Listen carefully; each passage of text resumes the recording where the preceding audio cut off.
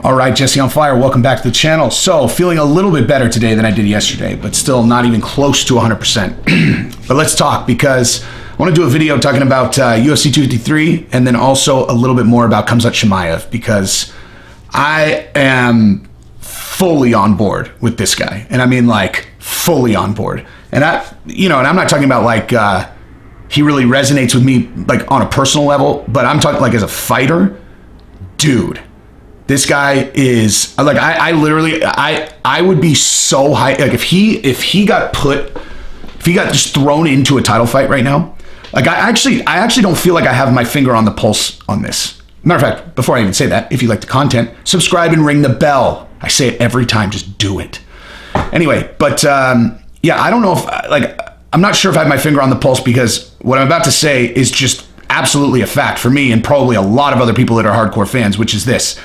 If Khamzat Chimaev got thrown into a title fight in his next fight, I would be more excited about that than any other title fight, like, that I can think of. I mean, aside from obviously like, Conor and Khabib, or like Conor versus Gaethje, or, one of those like bananas fights, Masvidal versus whoever.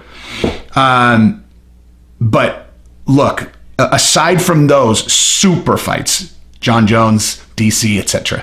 Okay, this particular matchup would be unreal. Like, I would be so psyched to see, like, just, it's never been done before. Take like a guy who is a prospect like this, who has ran through everyone, and just skip the part where he goes up the ladder and beats these other contenders. Just throw him in there right now. Like, peak of the hype train, throw him in there in a title fight. Because I'm going to tell you right now, I like his odds, man. I like his odds. And I realize that people will probably get upset with me saying that. But this is just reality. Like, matchups make fights. And what this guy just showed is he is a murder machine on his feet, okay? He was fighting at middleweight. He fights at welterweight and middleweight, okay? He just one-shot KO'd a seasoned veteran who's never been one-shot KO'd before, I don't think, the first punch he threw, okay? And this is a guy who in all of his other fights has taken guys down and grounded them into the pavement. And he went out to make a point. He specifically wanted, he was going to stand in this fight. You could just tell he was going to stand and bang. And I mean, I think he proved his point, right? And so you start looking through the division. Just think about welterweight, right? Think about welterweight. Like, who is going to beat him and how, right? I mean, you got Gilbert Burns. Gilbert Burns has the best chance of beating him. Gilbert Burns has the best chance of beating him because you can't take Gilbert Burns down, okay? Gilbert Burns is a world champion in jiu-jitsu. I don't care how good your wrestling is. You do not want to be on the ground with Gilbert Burns, right? And on the feet, Gilbert Burns is a monster. So that's a bang fest. That would be incredible, right? But then look at everybody else.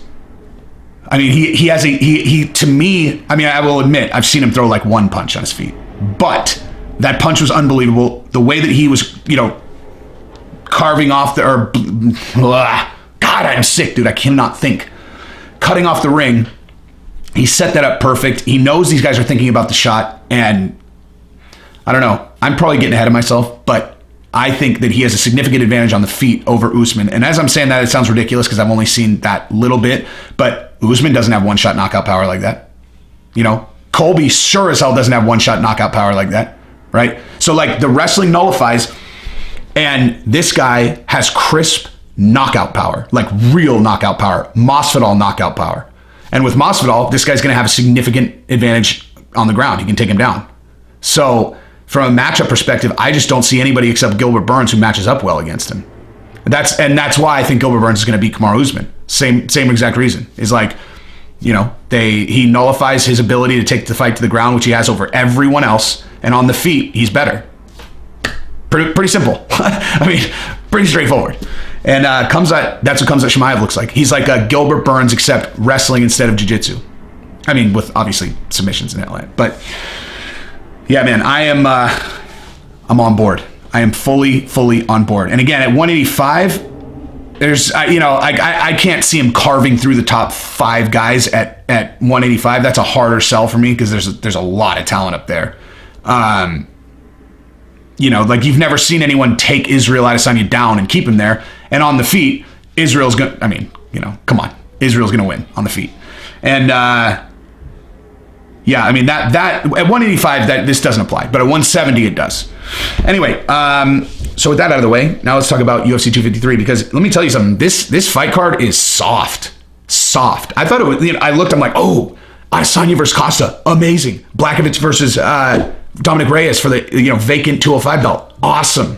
And then I'm like, what else is there? Nothing. Okay, nothing. It is a soft card, man. But I'll tell you this. You want to know an interesting fact about Jan Blachowicz?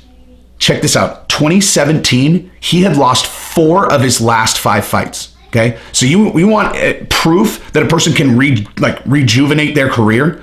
Dude, the guy had lost 4 of 5. 4 of 5. Lost 2, won 1, lost 2. Okay, then he went on a 4-fight winning streak, lost to Thiago Santos, and then went on a 3-fight winning streak. So he's 7-1 in his last 8 fights.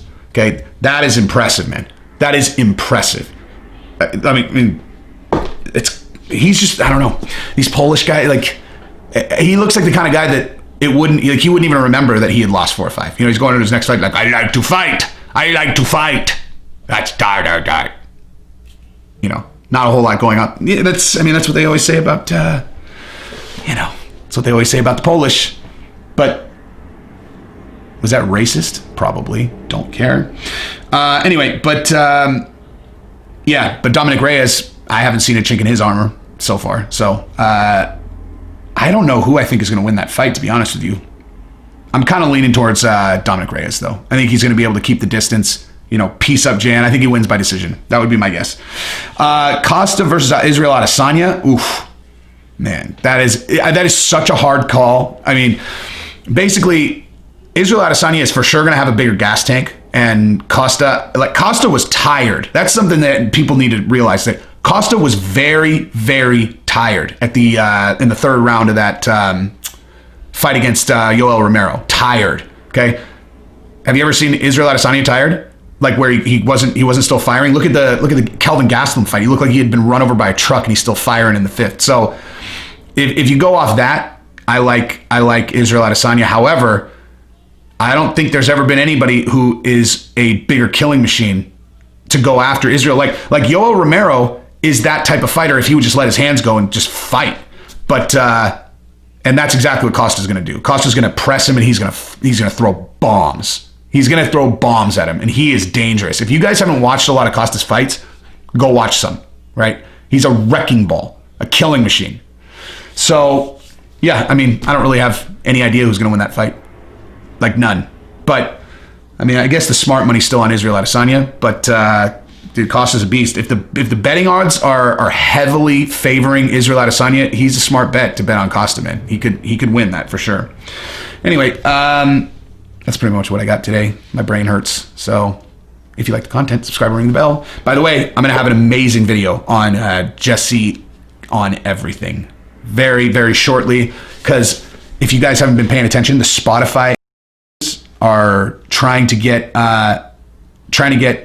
Joe Rogan canceled. So there's that, right? So yeah, I'm gonna do a video about that, and the odds of them being successful, 0, which is awesome, because finally you get to see a time when they're for sure gonna lose. They're gonna swing that sword of, you are a T-phobe and an H-phobe. And someone's going to be like, oh, yeah? Oh, you think so? You feel uncomfortable?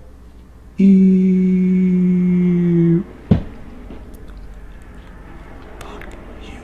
Okay? That's what you're going to get from me. Fuck. Get another job.